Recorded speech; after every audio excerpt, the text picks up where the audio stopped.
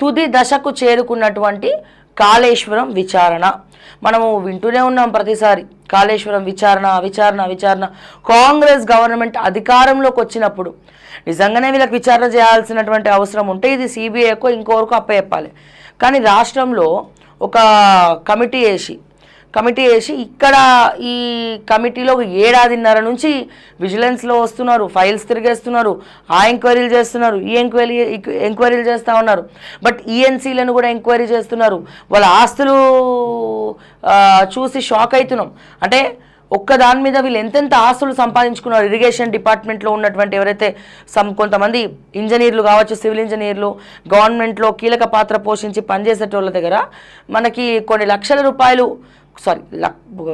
ఏమంటారు 100 కోట్ల రూపాయలు దొరుకుతున్నాయి అంటే సో చాలా బాధ అనిపిస్తూ ఉంది.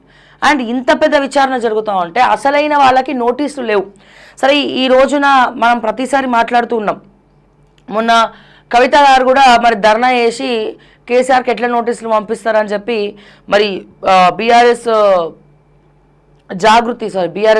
జాగృతి తరపున తను మహాధర్నా చేయడం జరిగింది కవిత గారు. బట్ మహాధర్నా చేయడం అయితే చేశారు కానీ ఒక్క గులాబీ జెండా కూడా, గులాబీ కండువా కూడా అక్కడ లేదు. మొత్తం జాగృతి కండువాలే ఉన్నాయి. గులాబీ పార్టీకి సంబంధించిన వాళ్ళు అంటే బీఆర్ఎస్ పార్టీకి సంబంధించిన ఏ ఒక్క కార్యకర్త కూడా అక్కడ మనకి కనబడలేదు.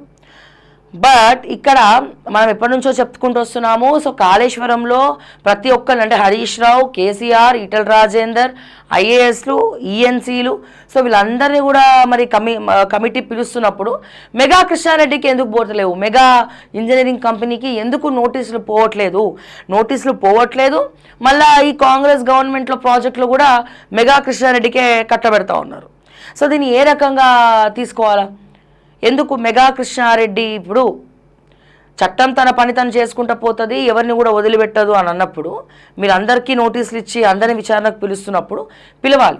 కానీ అయ్యేదేముంది, 7.5 నుంచి వస్తున్నారు, పోతున్నారు, మీడియాలలో వార్తలకు ఎక్కుతున్నారు తప్ప అసలు ఇప్పటి వరకు ఆ రిపోర్ట్స్ బయట పెట్టింది కూడా లేదు. మరి ఇటువంటి పరిస్థితుల్లో ఈ కమిషన్ కూడా ముందరికి వెళ్తుంది, ఈ కమిటీ కూడా ముందరికి వెళ్తుందని ఎట్లా నమ్మాలి మేము? ఇది నమ్మశక్యంగా కనబడుతుందా? సో కేసీఆర్ గారు అయితే విచారణకు వస్తారు. ఆయనదైన స్టైల్లో కొన్ని ఛానల్స్లో కూడా కాళేశ్వరం గురించి చెప్పినాడు. అక్కడ ఏం చెప్పిండో ఇక్కడ అదే చెప్తాడు. తర్వాత ఏంటి, వాట్ నెక్స్ట్? మరి ఇంతమందికి నోటీసులు వెళ్ళిన తర్వాత మెగా కృష్ణారెడ్డి మౌనం ఎందుకు? మెగా కృష్ణారెడ్డి దగ్గరికి ఎందుకు కమిషన్ వెళ్ళదు? ఎందుకు నోటీసులు పంపదు, చర్యలు తీసుకోదు? ఇంకా ఏదైతే మరి కుంగింది అంటే దాంట్లో వీళ్ళ పాత్ర కూడా ఉంది, మెగా కృష్ణారెడ్డి పాత్ర కూడా ఉంది. మెగా కృష్ణారెడ్డి కన్నా కూడా మెగా కంపెనీ అని చెప్తే బాగుంటుంది. సో మెగా కంపెనీతో పాటు ఇక్కడ ముఖ్యంగా కొడంగల్ లిఫ్ట్ ఇరిగేషన్ ప్రాజెక్టు కూడా మెగా కృష్ణారెడ్డి లాంటి వ్యక్తికి అదే కంపెనీకి మళ్ళీ రేవంత్ రెడ్డి గారు మళ్ళీ పెట్టడము, వాళ్ళకి అప్పచెప్పడము, మళ్ళీ పొంగులేటి శ్రీనివాస్ రెడ్డి గారికి సంబంధించినటువంటి రాఘవ కన్స్ట్రక్షన్స్ కూడా దాంట్లో కీలక పాత్ర పోషించడము. సో ఇవన్నీ కూడా అంటే ఏ గవర్నమెంట్ వచ్చినా ఆ గవర్నమెంట్లను శాసించేది రాజకీయ నాయకులతో పాటు బ్యూరోక్రాట్స్ అండ్ అట్లాగే వ్యాపారవేత్తలు. మళ్ళీ అందరు వ్యాపారవేత్తలు కాదు, ఇప్పుడు టాప్ మోస్ట్ ర్యాంకులు ఉన్న వాళ్ళు. ఇప్పుడు మై హోము ఓకే, ఇప్పుడు రియల్ ఎస్టేట్ మొత్తం కుంగింది, రియల్ ఎస్టేట్ మొత్తం చాలా ఘోరంగా అయిపోయింది పరిస్థితి. చాలా అంటే చాలా పెద్దగా దెబ్బతిన్నది తెలంగాణలో. మరి ఇట్లా దెబ్బతిన్నటువంటి తరుణంలో, ఇటువంటి సమయంలో మరి ఈ ఏదైతే ఎవరయ్యా బాగుపడ్డారంటే బ్లాక్ మనీ ఎవరికైతే ఉందో వాళ్ళు బలంగా ఉన్నారు.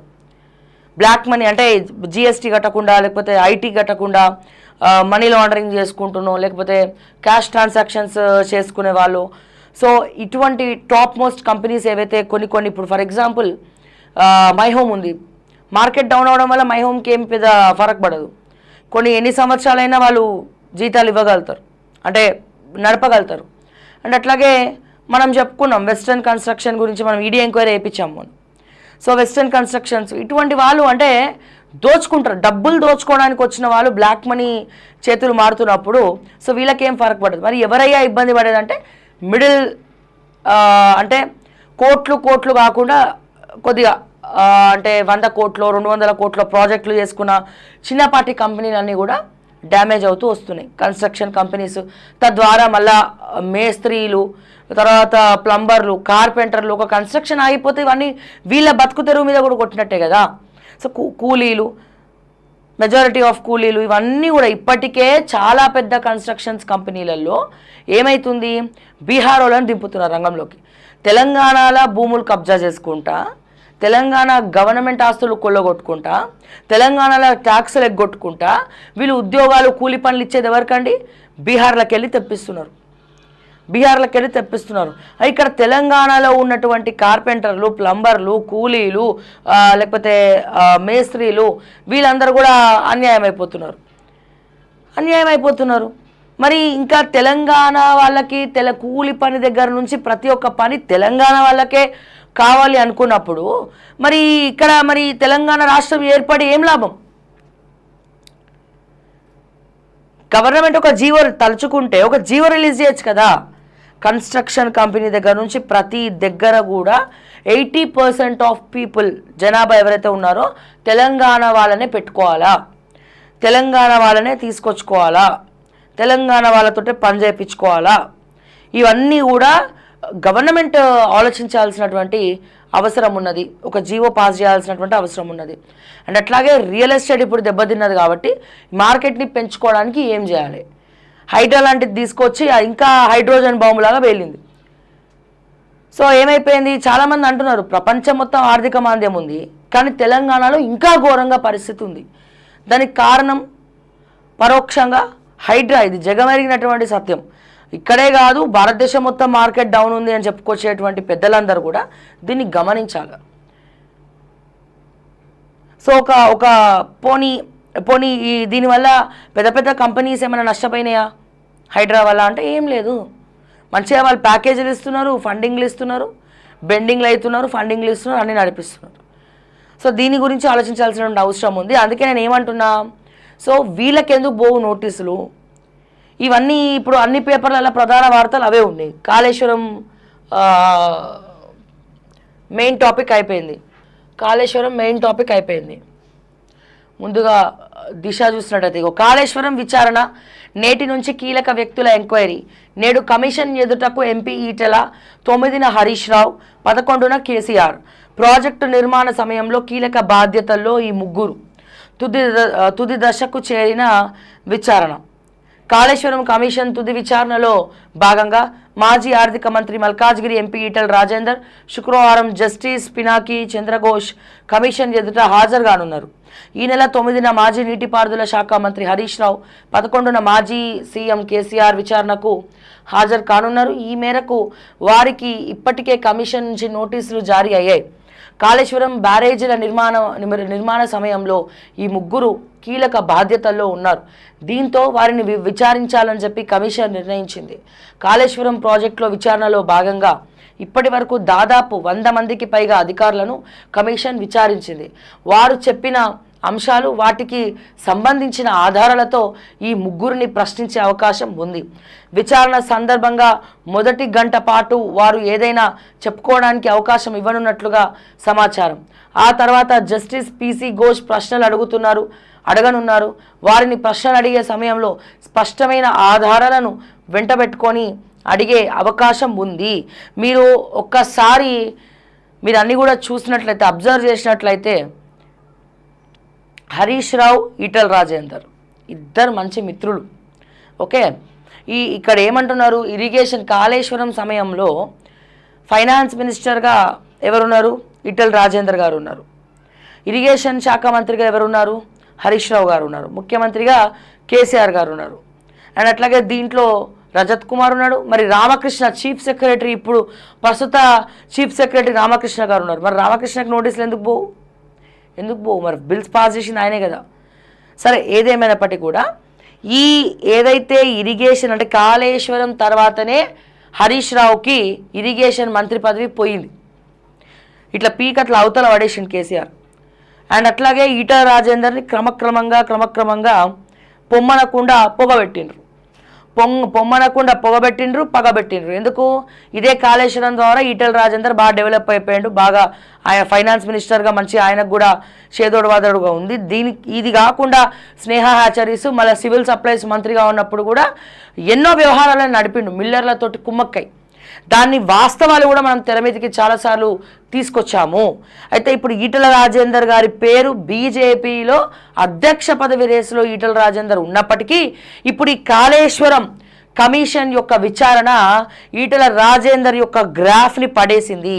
మరి ఇటువంటి వ్యక్తి అంటే ఒక దీని విచారణ కోసము ఒక నింద ఎదుర్కొన్నటువంటి వ్యక్తిని తీసుకొచ్చి మళ్ళీ బీజేపీలో అధ్యక్ష పదవి ఎట్లా ఇవ్వాలనుకుంటున్నారు, ఎట్లా ఇస్తారనుకుంటున్నారు? ఇప్పుడు ఒకవేళ ఈటెల రాజేందర్ని కమిషన్ నుంచి కాపాడితే ఎవరిని కూడా కాపాడాలా? హరీష్ రావుని కాపాడాలా, కేసీఆర్ని కాపాడాలా? ఎందుకంటే ఇలా బీజేపీ ఉంది, బీఆర్ఎస్ ఉంది. ఇంకా పెద్ద జోక్ ఆఫ్ ద ఇయర్ ఏంటంటే ఆర్టీఐ యాక్ట్లు వేసుకొని కాంగ్రెస్ పార్టీలో కాళేశ్వరం మీద డబ్బులు తిన్నటువంటి కీలక వ్యక్తి ఇప్పుడు కీలక పాత్ర పోషిస్తున్నాడు తెలంగాణలో. ఆ పీఠం ఆయన్నే వరించింది. అంటే ఆర్టీఐ యాక్ట్లు వేసుకోవాలి అంటే ఇప్పుడు ఇది కట్టడమే కాదు, సిండికేట్ పాలిటిక్స్కి దారితీస్తూ ఉంది. ఈ మూడు పార్టీలు అంటే డబ్బులు ఇప్పుడు ఒకవేళ గనక కేసీఆర్ విచారణలో తేలి హరీష్ రావుని కానీ ఈటెల రాజేందర్ని కానీ ఒకవేళ అరెస్ట్ చేసేటువంటి కస్టడీకి తీసుకునేటువంటి అవసరం ఉన్నట్లయితే ఇక్కడ ఏమవుతుంది? ముఖ్యంగా ఈటెల రాజేందర్ని ఫర్ ఎగ్జాంపుల్ అరెస్ట్ చేసినారు అనుకోండి, కస్టడీకి తీసుకున్నారు అనుకోండి, హరీష్ రావుని తీసుకున్నారు అనుకోండి, వాళ్ళు ఏం చేస్తారు?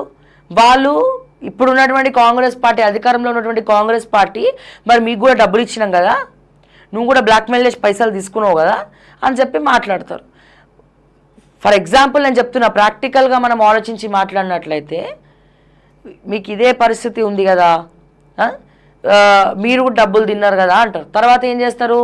నయానికో భయానికో కాళేశ్వరం ఏం లేదు, అది చాలా అద్భుతమైనటువంటి ప్రాజెక్టు, దీంట్లో ఎటువంటి అవినీతి జరగలే, ఏదో దుమారం గాలి దుమారం వచ్చి సుడిగాలు వచ్చి ఆ మేడిగడ్డ కుంగింది, బాహుబలి మోటార్లు మునిగిపోయినాయి. సో ఇవన్నీ కూడా ఎట్లా ఉంటుందంటే తర్వాత ఇదే చెప్తూ ఉంటారు. సో మరి ఇప్పుడు ఈటెల రాజేందర్ గారి చుట్టూ స్టోరీ నడుస్తుంది. ఒక పక్క విశ్వ ప్రయత్నాలు చేస్తున్నారు ఈటెల రాజేందర్ బీజేపీకి అధ్యక్ష పదవి రావాలని చెప్పి. ఒక బీసీ కార్డు తోటి నేను బీసీని ముదిరాజులకు అన్యాయం జరుగుతోంది, సో ఖచ్చితంగా అధ్యక్ష పదవి రేస్లో ఈటెల రాజేందర్ గారు ముందు ఉండాలి, ఈటెల రాజేందర్కి అధ్యక్ష పదవి రావాలని విశ్వ ప్రయత్నాలు చేస్తున్నాడు. కానీ ఒక బీజేపీ నాయకత్వం ఇటువంటి ఎలిగేషన్స్ ఉన్న వ్యక్తికి ఇస్తారా?